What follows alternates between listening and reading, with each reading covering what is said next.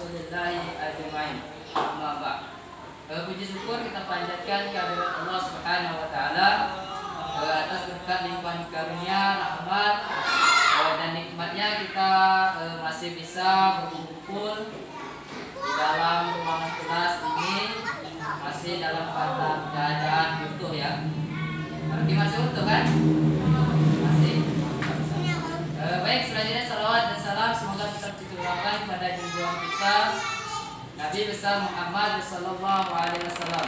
Allahumma shalli ala sayyidina Muhammad wa ala ali sayyidina Muhammad. Baik, adik-adik sekalian, di sini kakak minta waktu sebentar. Ini kakak akan menjelaskan sebuah ilmu yang mengenai gerontologi. Apa? Gerontologi. Ya, gerontologi.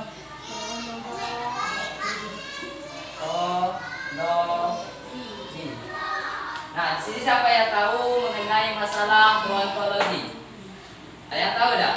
Nah, ini gerontologi itu adalah mana ini? Sebuah ilmu. Nah, yang kalau yang tahu nanti dapat dopres. Yo, siapa yang bisa? Nggak ada kan? Ya baik.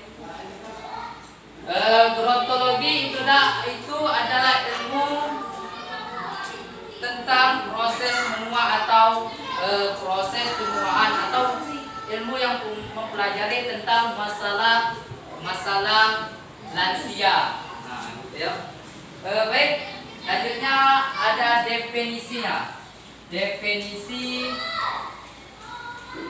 lansia. Nah, sekarang lansia ada yang tahu enggak? Apa itu lansia? Lansia apa? Nah, tua. Mata yang lain siapa lagi? Lansia atau apa? Lansia itu adalah seseorang yang sudah mencapai usia 60 tahun ke atas atau sudah berumur. Itu ya adalah lanjut usia, itu yang dinamakan lansia. Nah, jadi di sini lansia atau orang atau kakek-kakek, nenek-nenek itu disebut dengan lansia. Nah, ilmu yang mempelajari tentang lansia itu apa namanya? Gerontologi. Mantap. Jadi ilmu yang mempelajari lansia itu namanya gerontologi. Nah, jadi di sini menua itu bukanlah suatu penyakit, tetapi merupakan proses yang berangsur-angsur mengakibatkan perubahan formulatif, merupakan proses menurunnya daya tahan tubuh dalam menghadapi rangsangan dari dalam maupun luar tubuh. Jadi menua atau kakek-kakek nenek itu bukan sebuah penyakit. Jadi itu adalah sebuah proses di mana kita semua yang ada di dalam ruangan ini, kalau diberikan umur yang panjang, kita akan menemui yang dinamakan hidup benua itu, yang dinamakan menjadi lansia. Nah, nanti anggap walaupun ini hidungnya masih mancung, kulitnya masih mulus, gitu kan, kedepannya itu melalui tahapan demi tahapan dia akan menjadi keriput juga kan, menjadi seorang lansia. Oke. Baik, selanjutnya banyak di antara lanjut usia yang masih produktif dan mampu berperan aktif dalam kehidupan bermasyarakat, berbangsa dan bernegara. Jadi lansia itu tidak hanya orang yang sudah lelah gitu, orang yang sudah terkapar di kasurnya gitu, nggak bisa berdiri lagi.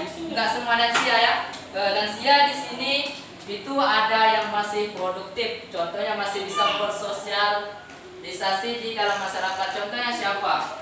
Banyak ya kita temui di lingkungan kita. Kalau di tokoh bangsa ada yang tahu nggak? Ma'ruf Amin. Ada yang tahu nggak? Yang namanya Ma'ruf Amin. Siapa itu Ma'ruf Amin? Ayo, siapa yang bisa? Ma'ruf Amin. Dia biasa terpampang di sekolah-sekolah yang fotonya ada. Siapa ya? Adalah Wakil Presiden Republik Indonesia. Bagus. Nah, itu dia sudah umur dari Ma'ruf Amin berapa? 78 tahun. 78 tahun termasuk Dasia ada? Ya, walaupun di umur 78 tahun dia tetap produktif, masih aktif dalam bersosialisasi, berbangsa dan bernegara. Nah, selanjutnya yaitu ada batasan-batasan lansia.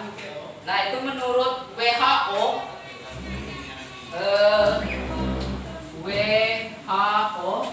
ada yang tahu WHO ada? WHO itu adalah badan organisasi dunia yang mengurus kesehatan dunia. Itu pada tahun 1999 itu menjelaskan batasan-batasan usia lansia. Itu ada menjadi tiga golongan. Ya, 3 golongan. 1, 2, 3. Yang pertama apa? Yang pertama adalah usia lanjut. Usia lanjut umur 60 tahun sampai dengan 74 tahun. Nah, ini WHO pertama menjelaskan batasan usia lanjut itu. Yang pertama yaitu usia lanjut yang berkisaran umur 60 sampai dengan 74 tahun. Nah, yang kedua yaitu WHO menjelaskan usia tua. Ya, tua yaitu lansia yang berumur kira-kira 75 sampai dengan 90 tahun. 90 tahun. Yang ketiga yaitu adalah usia sangat tua. Sangat tua. Nah, usia sangat tua ini berkisaran tentang lansia yang berumur 90 tahun ke atas, ya. Nah, ini menurut WHO. Nah, selanjutnya yaitu ada menurut Departemen Kesehatan atau Depkes. Pada tahun 2004 itu 2005 itu Departemen Kesehatan juga membagi 3 golongan atau batas lansia. Yang pertama adalah usia lanjut present list.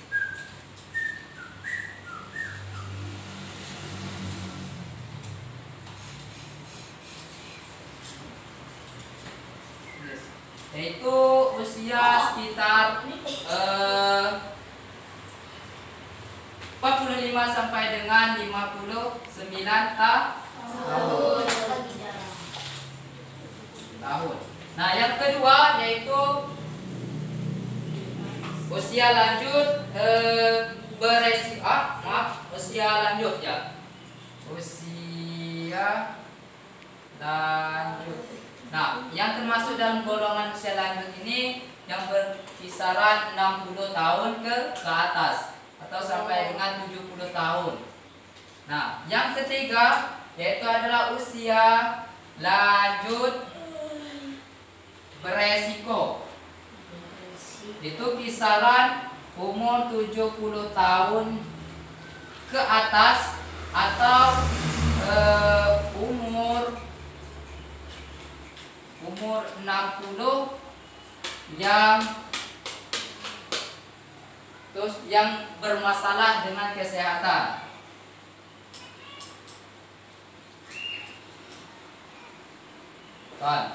Nah, di sini ada dua pendapat tadi dari WHO dan juga dari Departemen Kesehatan. Itu membagi ada 3 golongan batas usia lanjut. Nah, jadi WHO mengatakan yang pertama yaitu usia lanjut yang berumur 60 sampai 74 tahun. Selanjutnya yaitu yang kedua yang dinamakan usia tua. Usia tua yaitu yang berumur 75 sampai 90 tahun. Yang ketiga usia sangat tua yaitu 90 tahun ke atas. Sini ada nggak umur yang 90 tahun ke atas?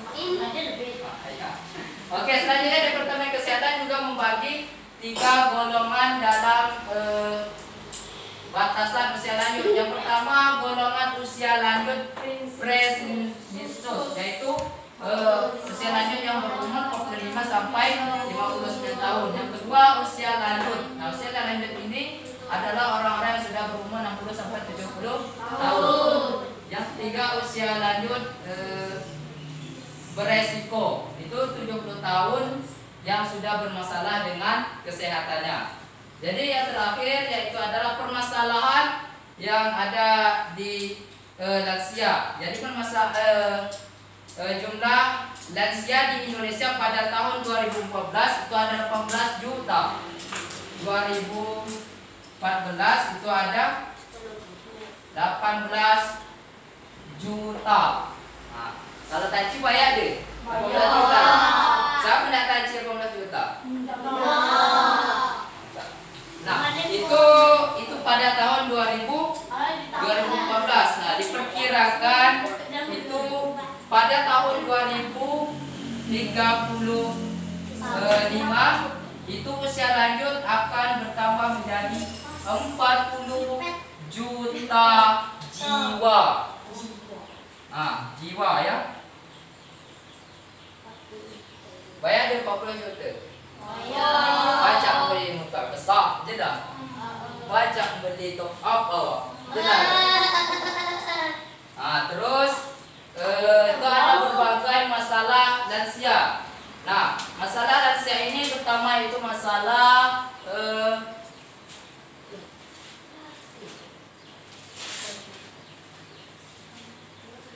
pertama adalah masalah ini sudah dicatatkan? Sudah.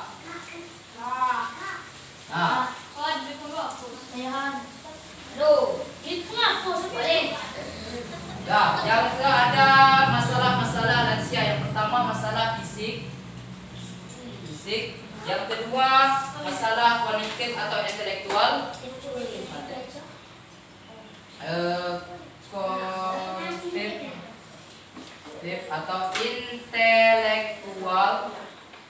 Yang ketiga masalah emosional. Yang keempat itu adalah masalah spiritual.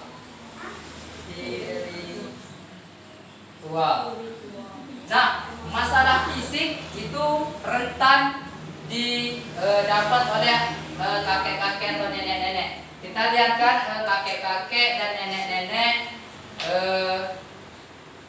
kita sekarang itu sering jatuh sakit kan, matanya sudah tidak lagi berfungsi dengan baik. Dia tengok angga, padahal bukan angga ya.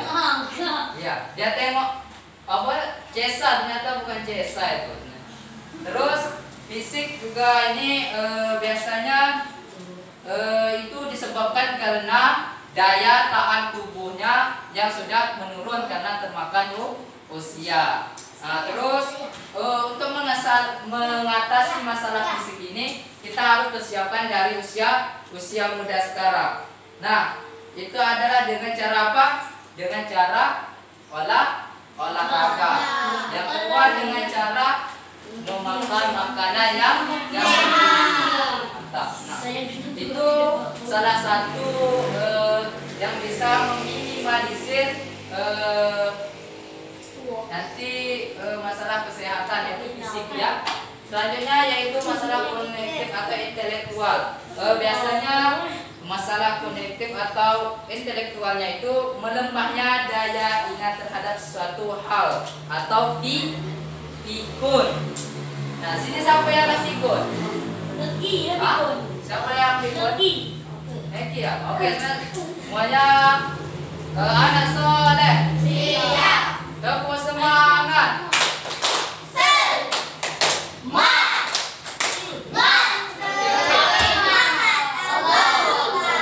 Perhatikan lagi ke depan. Yang nanti yang bisa ini nanti bisa mendapatkan dopres dari kakak ya. Ya. Nanti coba perhatikan sebentar lagi ya. Terus itu adalah kognitif intelektual, yaitu adalah hilangnya, melemahnya daya ingat terhadap seseorang terhadap sesuatu hal, yaitu atau pikun. Yang kedua itu adalah sulit untuk bersosialisasi dengan masyarakat sekitar ya, biasakan itu. Untuk mengatasi ini itu saya pernah membaca sebuah buku, itu katanya untuk mengatasi hal pikun ini menurut penelitian itu kita di masa muda ini dianjurkan untuk setiap harinya itu minimal kita membaca buku gitu, baca cerita, terserah, pokoknya setiap hari itu harus membaca gitu. Terus yang itu selanjutnya adalah emosional. Emosional ini adalah misalnya rasa anak soleh. Siap. Baik, yang terakhir itu kakak berpesan agar adik-adik sekalian itu bisa kedepannya itu pasti tidak akan luput atau pasti akan menemui yang namanya lansia.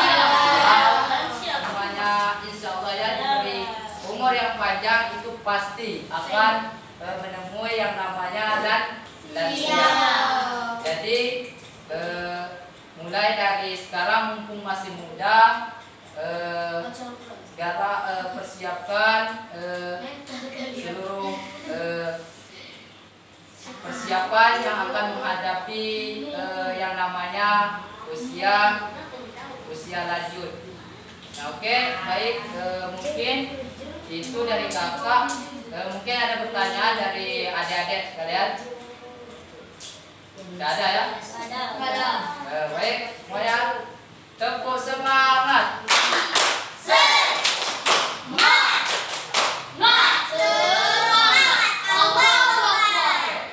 Terima kasih atas waktunya, kakak ucapkan terima kasih dan mohon maaf atas segala kesalahan dan kekurangannya. Kakak mohon maaf pada Allah, kakak mohon ampun. Baik, mari kita tutup pertemuan kita pada hari ini dengan mengucapkan lafaz hamdalah dan membaca doa kafaratul majelis. Subhanallahumma wa bihamdika. Baik, itu dari kakak. Sekian. Wassalamualaikum warahmatullahi wabarakatuh.